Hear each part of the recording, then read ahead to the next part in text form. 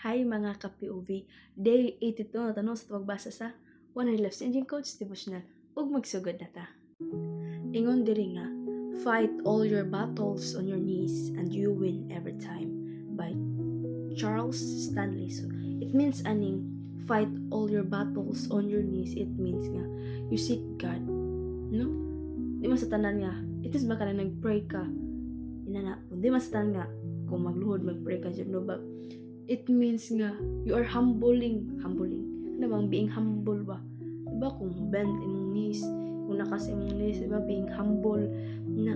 So no, mo kuno nay madaog ka every time. So battles in life can often feel overwhelming, but the most powerful weapon we have is prayer, diba? Prayer. We kneel our knees and we pray and seek God's power. When we fight our battles on our knees in humility and trust, we invite God to take control of the situation. No? Kinagsik mo ta sa Ginoo nga jutan ni jag tabang. Through prayer, we access His wisdom, strength, and guidance, enabling us to face challenges with faith instead of fear. So pinaagi aning we kneel our knees, no? We seek wisdom, strength, and guidance sa Ginoo nga instead of fear makuantag faith. O diha ni Jack nga malampos na gini. Victory comes not from our own abilities but from God's intervention on our behalf. Kaya kung kay hangin mamatay man ta, diba? Dani kung watay kusog di man ta makaliho, no? So that's why di ni nagikan sa tong abilities but gikan ni siya sa gahom sa Ginoo.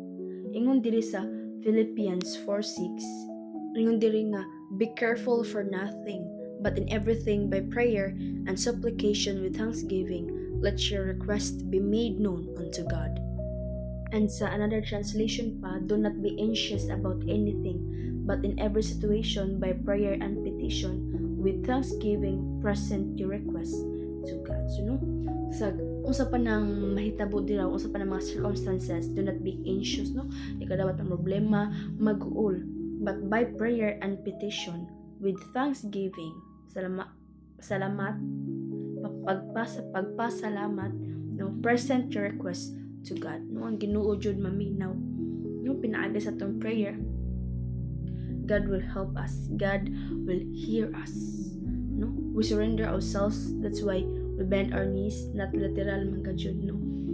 Not mostly man jud nga prayer bend atong knees, but being atong ginalet ang God nga si Jesus nga ija i-take over atong mga problema, atong mga anxious time, atong mga situation or circumstances, no, nga atong ginabati makabug-ata kasakitan, no, mo na pinaagi yana or mo na kibal ang nagrepresent, no.